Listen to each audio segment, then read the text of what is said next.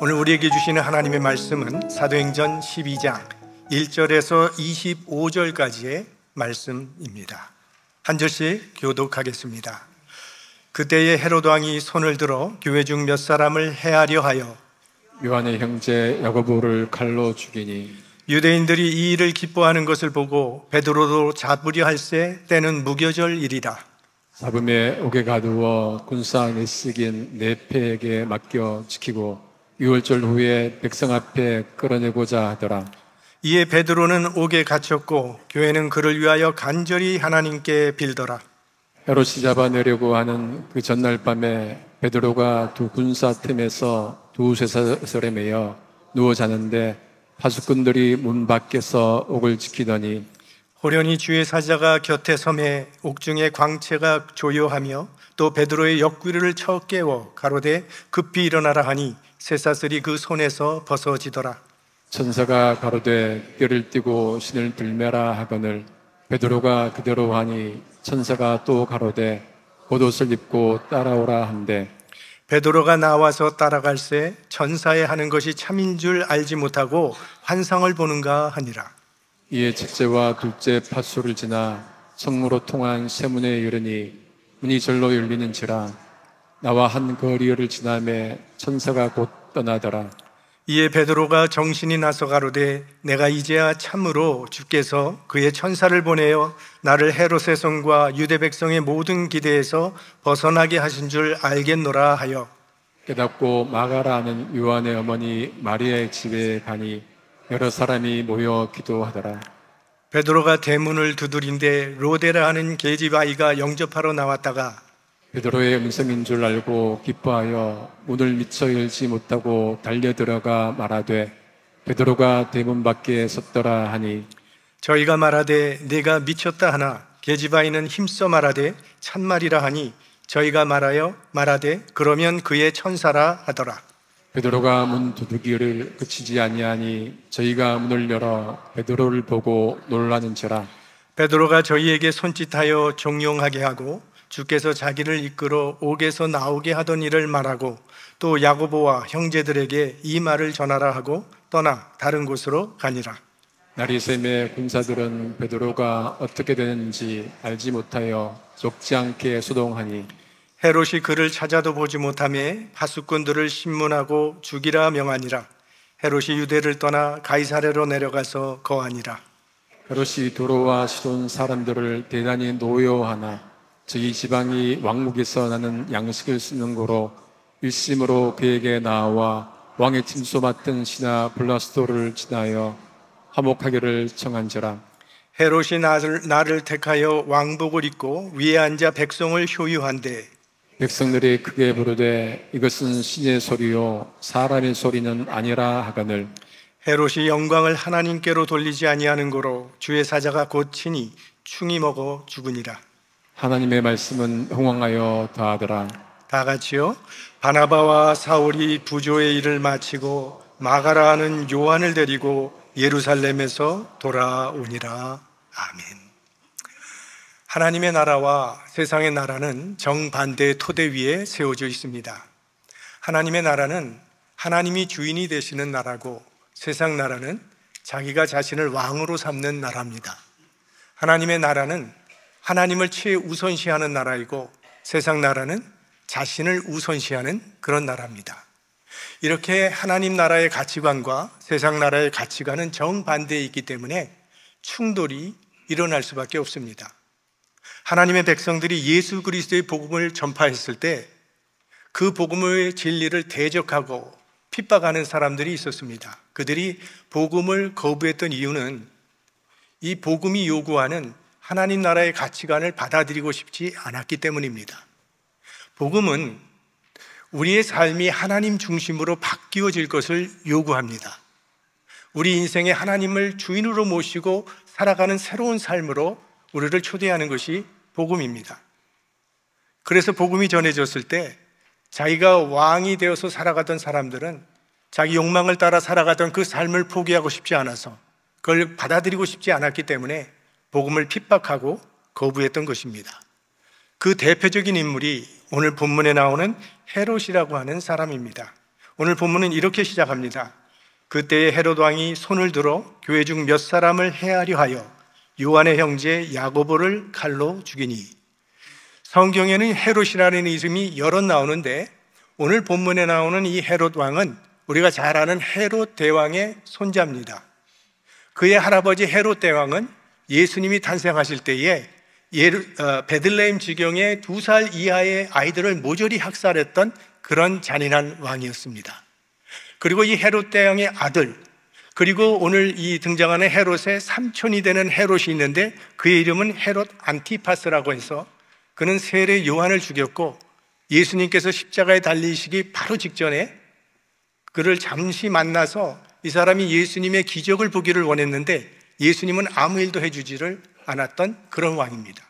그리고 오늘 본문에 나오는 이 헤롯은 헤롯 아그리파 1세라고 하는데 사도 야고보를 죽이고 베드로도 죽이려고 오늘 투옥시킨 장본인. 그래서 이 헤롯 가문은 대대로 하나님의 역사의 회방자로 나타납니다. 자, 이 헤롯 아그리파 1세가 야고보를 죽이고 베드로도 죽이려고 투옥시킨 이유가 있습니다. 이 사람은 아주 장깨가 많은 정치인입니다. 유대인의 환심을 사서 자신의 권력을 유지하려는 그런 정치적 의도가 있었던 것입니다. 자, 헤롯 왕은 자신의 정치 생명이 로마 황제에게 달려 있다는 것을 잘 알고 있었습니다. 로마는 당시 많은 나라들을 식민지 국가로 삼고 있었는데 로마가 바라는 건 하나입니다. 식민지 국가가 조용해지는 것을 바랍니다. 그런데 예루살렘이 조금 소란스러워졌습니다. 당시 예루살렘에는 두 부류의 유대인들이 있었습니다. 예수를 배척하는 유대인들, 그리고 예수를 따르는 유대인들, 이 두 그룹 사이에 계속해서 마찰이 일어나면서 충돌이 일어나고 있었습니다. 예루살렘에 소동이 일어나게 되면 로마 황제로부터 문책을 받을 것이 뻔한 일입니다. 당시에는 예수를 배척하는 유대인들이 훨씬 많았습니다. 무엇보다도 유대인들의 최고 법원인 산헤드린 공회가 계속 성장하고 있는 예루살렘 교회를 매우 못마땅하게 생각하고 있고 마음이 몹시 불편한 가운데 있었습니다. 그 상황을 지켜보고 있던 헤롯이 교회의 지도자인 야고보를 잡아서 칼로 죽인 것입니다. 유대인들의 환심을 사기 위해서. 그랬는데 그런 사건을 바라본 유대인들이 기뻐했다고 했습니다. 계산대로 된 거죠.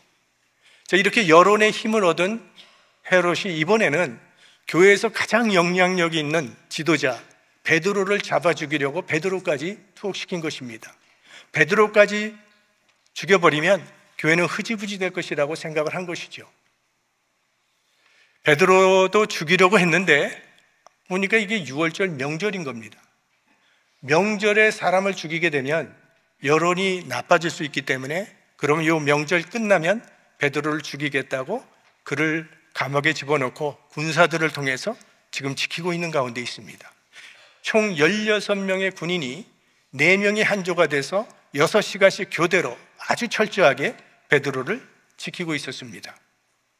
자, 야고보는 이미 순교를 당했고 이제 베드로마저 죽임을 당하게 된다면 예루살렘 교회는 존폐의 심각한 위기를 맞게 됩니다. 이런 절대적인 위기 상황 속에 처한 교회는 무슨 일을 했습니까? 5절에 이에 베드로는 옥에 갇혔고 교회는 그를 위하여 간절히 하나님께 빌더라. 간절히 하나님께 기도했습니다. 왜? 헤롯은 막강한 권력을 가지고 있는 사람입니다. 그는 베드로를 투옥시킬 수 있는 권력도 있고 베드로를 당장 칼로 죽일 수 있는 권력도 있습니다. 반면에 교회는 대항할 아무런 힘이 없습니다. 교회가 할 수 있는 일은 오직 기도뿐이었습니다. 그래서 그들은 간절히 기도했습니다. 이렇게 하나님 나라 백성들이 세상 나라에 짓눌려서 숨이 막히고 살기가 어려워질 때 이러한 난간을 뚫고 나갈 수 있는 길을 하나님께서 우리에게 가르쳐 주셨습니다. 그게 기도입니다. 기도는 하나님과 우리를 연결해 주는 생명줄 같아서 이 줄이 우리에게 연결되는 순간 막혔던 숨통이 열리면서 숨을 쉬면서 살아갈 수 있게 되는 것이죠. 오늘 본문은 이렇게 절대절명의 위기에 처한 성도들의 이 간절한 기도에 하나님께서 어떻게 일하시는지를 보여주고 있습니다. 지금 베드로는 마지막 밤을 쇠사슬에 묶인 채 감옥에서 보내고 있습니다. 그런데 놀라운 것은 내일이면 처형당할 상황인데 베드로가 평안하게 잠을 자고 있었다는 사실입니다. 사형수에게는 사형 날짜를 알려주지 않는다고 합니다. 사형 시간이 알려지는 그 순간 이 공포에 질려서 어쩔 줄을 몰라 하고 안절부절하며 발버둥을 친다고 합니다. 그런데 이 베드로는 평안히 잠을 자고 있었습니다. 얼마나 깊이 잠에 들었는지 천사가 흔들어도 깨지 않으니까 옆구리를 쳐서 그냥 깨워버렸다고 그렇게 말할 정도로 아주 깊은 잠에 들었습니다. 내일이면 죽는다는 사실을 알고 있는 사람이 어떻게 이렇게 천하태평, 평화로울 수가 있었을까요? 하나님의 주권을 신뢰했기 때문입니다. 주님의 뜻이 어디에 있든지 그 주님의 뜻을 따르겠다는 결심이 서 있었기 때문이죠.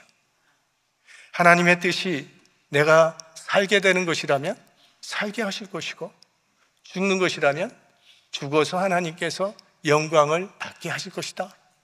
완전히 하나님의 뜻에 온전히 자신을 맡겼고 그 하나님의 주권을 신뢰했기 때문에 마음에 평화가 임했던 것이죠. 우리가 두려워하고 불안해하는 이유가 어디 있습니까? 사실은 온전히 맡기지 못했기 때문이죠. 마틴 루터는 이런 말을 했습니다. 죄는 당신이 짊어지거나 그리스도께서 짊어지시거나 둘 중 하나다. 만일 당신이 죄를 감당하려면 쓰러지겠지만 주님께 맡긴다면 당신은 자유함을 얻게 될 것이다.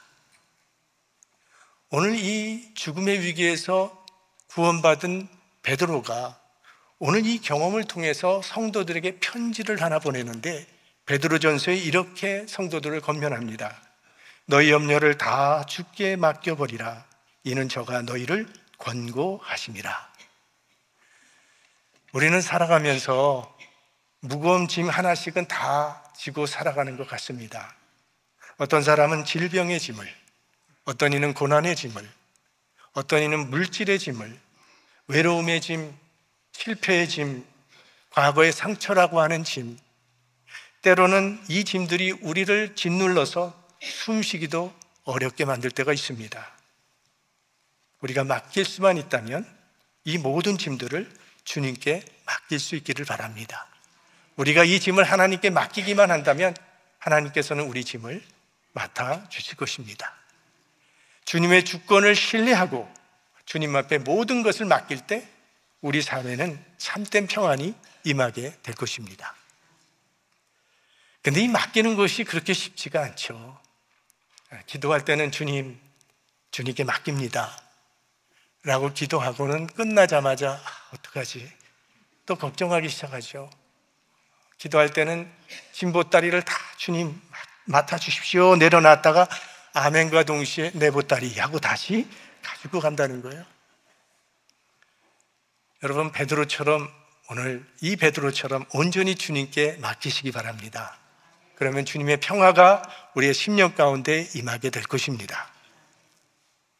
성도들은 간절히 기도했고 베드로는 자신의 운명을 하나님께 맡겼을 때 오늘 기적이 일어납니다. 그 내용이 오늘 본문에 아주 상세하게 기록이 되어 있어요. 4명의 군인이 한조가 돼서 베드로를 지키는데 2명은 감옥 안에서 지금 베드로의 양팔에는 쇠사슬이 채워져 있습니다. 그의 오른팔에 채워진 쇠사슬은 오른쪽에 있는 군인의 팔에 묶여 있고 그 왼쪽 팔에 채워져 있는 쇠사슬은 왼쪽에 보초를 쓰고 있는 군인의 팔에 지금 묶여져 있는 상태로 두 군인은 베드로 옆에서 그를 지키고 있고 나머지 두 군인은 밖에서 감시를 하고 있는 그런 상황입니다. 그런데 베드로가 그 두 군인 틈 사이에서 잠을 자고 있었다는 거예요. 그런데 호련히 천사가 나타나더니 베드로를 깨웁니다. 그리고 베드로의 손에서 쇠사슬이 벗어졌습니다. 그런데도 옆에 있던 두 군인은 무슨 일이 일어나는지 눈치를 채지 못했다는 거예요. 천사가 베드로에게 말을 하죠. 띠를 띠라. 빨리 신을 신으라. 그리고 겉옷을 입고 나를 따라오라. 아주 세밀하게 베드로의 신까지 겉옷까지 다 챙겨줍니다. 왜냐하면 지금 베드로는요, 이게 꿈인지 생신지 정신이 몽롱한 상태에 있었기 때문입니다. 베드로는 지금 환상을 보는 줄로 생각하고 있었어요. 베드로가 천사를 따라 옥문을 나가는데 밖에서 지키고 있던 두 군인들도 전혀 눈치를 채지 못합니다. 조금 가니까 쇠문이 저절로 열리고 예루살렘 거리에 이르게 되죠. 그때서야 베드로가 이게 환상이 아닌 줄을 알았다고 했습니다. 11절, 이에 베드로가 정신이 나서 가로되 내가 이제야 참으로 주께서 그의 천사를 보내어 나를 헤롯의 손과 유대 백성의 모든 기대에서 벗어나게 하신 줄 알겠노라 하여. 여러분, 오늘 본문에 이 사건을 왜 이토록 상세하게 기록해 놓았다고 생각하십니까? 이 사건이 실제로 일어난 일이라는 것을 증거하기 위함입니다. 신앙은 추상적인 사상이나 철학이 아닙니다. 신앙은 우리의 삶을 변화시키는 실제적인 힘입니다. 죄는 관념적인 개념이 아닙니다. 죄는 우리의 인생을 무너뜨리고 파괴시키는 실제적인 힘입니다. 구원은 예수 그리스도의 십자가와 부활을 통해서 우리 삶 속에 구체적으로 이루어진 실제적인 사건이에요. 죄도 실제고, 구원도 실제고, 십자가도 실제고, 부활도, 영생도, 천국도 모두 분명한 실제입니다. 쇠사슬에 묶여있던 베드로가 풀려난 것처럼 이 신앙은 우리를 묶고 있던 삶의 자리에서 우리를 해방시켜주는 실제적인 능력이라는 겁니다. 하나님은 실제적으로 우리의 삶에 개입하시고 간섭하시고 역사하시는 살아계신 하나님이십니다. 오늘이 성령 강림 주일인데요, 성령도 실제로 우리 안에 거하고 계시는 예수 그리스도의 영입니다. 이분은 우리 안에서 그리스도의 형상을 이루어 가시고 우리를 진리 가운데로 인도해 주시고 우리의 연약함을 도와주시는 분입니다. 예수님께서 승천하시면서 약속하셨죠. 내가 세상 끝날까지 너희와 항상 함께 있으리라. 이건 단지 우리를 위로하기 위해서 주신 말씀이 아니라 정말 예수님은 약속하신 대로 성령으로 지금도 우리와 함께 하시는 분이십니다. 주님의 임재는 실제라는 거예요. 주님이 항상 우리와 함께 하신다는 것을 믿고 주님과 동행하는 삶을 살아가시기를 바랍니다. 이 주님과의 동행이 우리의 삶을 변화시키는 능력이 되는 것입니다. 옥에서 구출된 베드로는 이제 성도들이 기도하고 있는 아마 마가의 다락방이었을 것이라고 생각을 하는데 거기 찾아가서 대문을 두드렸습니다. 로데라는 여종이 나왔다가 베드로의 음성을 알아차리고는 너무 놀라서 문도 열지 못한 채 다시 뛰어들어가서 베드로가 왔다고 알려주었더니 이 기도하던 성도들의 반응이 아주 싸늘합니다. 15절, 저희가 말하되 네가 미쳤다 하나 계집아이는 힘써 말하되 참말이라 하니 저희가 말하되 그러면 그의 천사라 하더라. 그들은 베드로를 위해서 간절히 기도했어요. 근데 속으로는 이건 아마 안 될 거야 라는 마음으로 기도했던 것 같습니다. 간절히 기도한 것도 분명하지만 기도해놓고 믿지 못한 것도 분명합니다. 우리는 기도는 하지만 하나님의 응답을 믿지 못하는 이 모순된 우리들의 모습이 여기에 나타나 있다고 봅니다. 오래전에 한 부부가 임신을 원하는데 아기가 생기질 않아서 찾아왔습니다. 그래서 임신에 좋다는 약도 많이 먹어봤고 그리고 해보라는 거 여러 가지 다 해봤는데 아직도 애가 없다는 거예요. 그래서 목사님하고 기도해달라고. 그래서 기도했어요. 근데 얼마 후에 이분들이 임신했다면서 찾아온 거예요. 그래서 목사님이 기도해 주셔서 임신했다고 막 기뻐하는 거예요. 근데 전 속으로 설마 다른 무슨 이유가 있었겠지 이런 생각을 했어요. 기도는 하지만 응답은 믿지 못했던 거죠. 우리는 기도는 하지만 정말 응답될 것이라는 믿음은 갖지 못할 때가 참 많습니다. 우리가 기도할 때 아무 기척이 없으니까 그저 하나님은 가만히 계시고 잠잠하고 계신 것 같지만, 그러나 하나님은 우리의 그 모든 기도를 들으시고 때가 되면 반드시 응답해 주시는 하나님이십니다. 믿음의 기도는 하나님의 응답을 믿고 기다리는 것입니다. 한 가지 생각해 볼 문제는, 왜 야고보는 순교를 당했고 베드로는 순교의 자리에서 구출되었는가 하는 것입니다. 야고보가 잡혔을 때는 성도들이 기도하지 않았을까요? 그때도 성도들은 기도했을 것입니다. 베드로가 더 중요한 지도자이기 때문에 베드로는 진하게 기도하고 야고보는 좀 살살 기도했기 때문에 야고보는 죽은 거고 베드로는 구출받은 것일까요?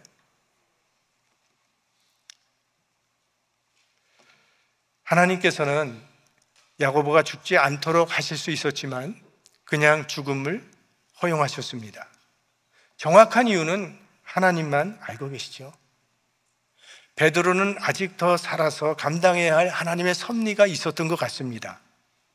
그것은 하나님의 주권에 속한 것이고 하나님의 신비에 속한 것입니다. 어떤 사람은 순교를 통해서 믿음의 승리를 보여주는 것이고, 어떤 사람은 감당해야 할 사명이 있기 때문에 이 땅에 더 있게 하시는 것이고, 모두 하나님의 주권과 계획 가운데 이루어지는 것이죠. 오늘 이 사건 후에 이제 베드로는 사도행전의 무대에서 사라져 버립니다. 그리고 딱 한 번 더 등장을 하는데 사도행전 15장에 등장을 합니다. 그때 등장하는 이유가 있는데, 바울과 바나바가 이방인들에게 이제 복음을 전해서 이방 사람들에게 복음이 많이 전파되었을 때에 유대주의자들이 신학적인 문제를 제시했습니다. 아무리 예수를 믿어도 율법대로 할례받지 않으면 구원받지 못한다는 그런 문제를 야기시켰습니다. 그래서 이 문제를 해결하기 위해서 예루살렘에서 종교회의가 열리게 됩니다. 그것이 우리 기독교 역사상의 첫 종교회의가 되는데, 그때의 그 종교회의에서 이방인들이 할례받지 않아도 예수 믿으면 구원받는다는 그런 결정을 내리게 됩니다. 그런데 그런 결정을 내리는데 결정적인 역할을 했던 사람이 베드로 사도입니다. 그가 할례받지 못한 이방 사람 고넬료가 구원받은 사건을 증언함으로 그런 결정이 내려지게 되었던 것입니다. 그래서 그때부터 이제 이방 선교의 문이 활짝 열리게 되고 바나바와 바울의 사역이 인정을 받게 됩니다. 이렇게 이방으로 복음이 확장되어 가는데 아주 혼란스러운 이 신학적인 문제를 해결하기 위해서 베드로를 증인으로 살려두셨던 것이죠. 이것이 베드로에게 남겨진 사명이었습니다. 이후에 베드로도 십자가에 거꾸로 달려 순교했다고 전해지고 있습니다. 요한복음 마지막 장에 보시면 예수님께서, 부활하신 예수님께서 이제 베드로도 이후에는 순교할 것이라는 예언을 하셨습니다. 그 말을 들은 베드로가 옆에 있던 요한이 궁금했던지, 그러면 저 요한은 어떻게 될 것입니까? 라고 물었을 때 예수님께서 말씀하시기를, 예수께서 가라사대 내가 올 때까지 그를 머물게 하고자 할지라도 네게 무슨 상관이냐? 너는 나를 따르라 하시더라. 그게 너와 무슨 상관이냐? 너는 나를 따르라.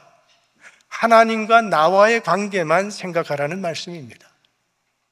예수님께서 포도원에서 일하는 일꾼들의 비유를 들어주셨습니다.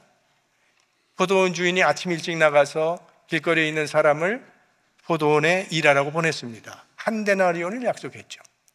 또 정오에도 나가서 일꾼이 놀고 있으니까 들어가서 일하라고 했고, 3시에도 그렇게 했고 5시 마지막 시간에도 그렇게 했습니다. 이제 일이 다 끝난 다음에 사람들에게 품삯을 주는데 일찍 온 사람이나 늦게 온 사람이나 다 한 데나리온의 품삯을 줬더니 일찍 온 사람들이 불평을 했다고 그랬습니다. 아니, 하루 종일 일하는 우리들과 1시간도 안 될 일밖에 안 한 저 사람들과 어떻게 똑같이 한 데나리온의 품삯을 줄 수 있느냐고 불평을 했습니다. 그때 주인이 이런 말을 하죠. 친구여, 내가 네게 잘못한 것이 없노라. 네가 나와 한 데나리온의 약속을 하지 아니하였느냐? 하나님과 나와의 관계만 생각하라는 거예요. 그러면 불평할 것이 없어진다는 것입니다. 다른 사람이야 하나님께서 알아서 할 일이고 나는 내 믿음에만 주목하라는 그런 말씀이죠. 어떤 사람이 비행기 시간을 놓쳐서 비행기를 못 탔는데 그 비행기가 가다가 추락을 했습니다. 그러면 비행기가 추락해서 죽은 사람들에게는 하나님께서 은혜를 베풀어 주시지 않은 것이고 살아남은 그 사람은 하나님께서 은혜를 베풀어 주신 것인가? 왜 나는 기도를 해도 병이 낫지 않는데 다른 사람들의 기도는 들어주셔서 병에서 일어나게 하시는 것입니까? 왜 어떤 사람은 죽게 내버려 두시고 또 어떤 사람은 더 살도록 하시는 것입니까? 부르심이 다른 것뿐입니다. 일찍 죽은 사람은 불행한 것이고 오래오래 사는 사람은 복받은 게 아니라는 거죠. 이쪽은 복받고 저쪽은 버림받은 게 아니라는 거예요. 어떤 사람은 일찍 죽어서 하나님께 영광을 돌리는 것이고 어떤 사람은 좀 더 오래 살아서 또 하나님께 영광을 돌리는 것이죠. 야고보는 죽어서 하나님께 영광을 돌리고 베드로는 살아서 하나님의 일을 하는 것뿐입니다. 그래서 어떤 사람은 가난한 모습으로, 어떤 사람은 좀 부유한 모습으로, 어떤 사람은 고난의 삶 속에서, 또 어떤 사람은 좀 평탄한 삶을 살면서, 어떤 사람은 열악한 상황 속에서, 또 어떤 사람은 풍요로운 생활 속에 살아가면서 각자에게 주어진 사명을 감당하게 되는 것입니다. 그러므로 우리는 어떤 한 사건을 놓고 하나님이 능력이 있냐 없냐, 하나님이 공의가 있느냐 없느냐, 저 사람이 믿음이 있느냐 없느냐 판단해서는 안 된다는 것입니다. 우리에게 찾아오는 모든 일들이 하나님의 뜻을 이루어가는 하나님의 섭리임을 믿고 무슨 일을 만나든지 하나님을 신뢰하며 순종하는 믿음의 사람이 되어야 할 것입니다. 본문은 헤롯 아그리파 1세가 하나님의 심판을 받아 죽는 것으로 끝이 납니다. 그 당시에 헤롯은 두로와 시돈 사람들하고 불편한 관계 속에 있었습니다. 그런데 이 두로와 시돈 사람들이 먼저 머리를 숙였습니다. 왜냐하면 그들은 헤롯이 다스리는 지역에서 양식을 구입해서 먹어야 되는 그런 처지였기 때문입니다. 그래서 화해의 의미에서 큰 잔치를 벌려놓고 이제 헤롯 아그리파 1세가 왕복을 차려입고 일장 연설을 했더니 사람들이 그 연설을 들으면서 야, 이거는 사람의 소리가 아니라 신의 소리라고 그렇게 아부를 하면서 헤롯을 신처럼 떠받들어 줬습니다. 우리가 기억하는 바로 베드로는 고넬료가 그가 들어왔을 때 땅에 엎드려 절할 때 황급히 그를 일으켜 세우면서 나도 사람이라고 말했던 것을 우리는 기억하고 있습니다. 그런데 헤롯은 사람들이 자기를 신처럼 떠받드는 것을 몹시 좋아했습니다. 그렇게 하나님의 영광을 가로챘기 때문에 하나님께서 그를 심판하셔서 벌레가 먹어 죽었다고 했어요. 요세푸스라고 하는 역사가는 헤롯이 죽으면서 이런 말을 했다고 했습니다. 너희가 나를 신이라고 부른 것으로 인해 나는 죽게 되었다. 죽으면서 딱 한 번 정신 차린 사람, 그 사람이 헤롯 왕입니다. 24절 우리 다 같이 보겠습니다. 하나님의 말씀은 흥왕하며 더하더라. 헤롯이 죽이려던 교회는 흥왕했고 교회를 죽이려던 헤롯은 죽었습니다. 이건 교회의 승리요, 복음의 승리입니다. 세상 나라가 무서운 힘을 가지고 있지만 오늘 말씀은 그보다 더 강한 힘이 있다는 것을 우리에게 보여주고 있는 것입니다. 세상 나라의 힘은 눈에 보이는 힘이고 이 힘이 모든 세상을 지배하고 장악하는 것처럼 보입니다. 그러나 눈에 보이지 않는 어떤 힘이 있는데 그 눈에 보이지 않는 힘이 눈에 보이는 힘을 지배하고 심판하는 진정한 힘이라는 것을 우리에게 보여주고 있는 것입니다. 하나님의 나라와 세상 나라는 지금도 보이지 않는 전쟁을 벌이고 있습니다. 이 세상 나라가 힘을 가지고 지배하고 장악하고 이기는 것처럼 보이지만 결국은 무너질 것이고 하나님의 나라는 쓰러질 것 같이 보이지만 최후의 승리를 얻게 될 것입니다. 이렇게 최후의 승리를 믿고 하나님의 나라를 선택하며 살아갈 수 있기를 바랍니다. 말씀을 마치겠습니다.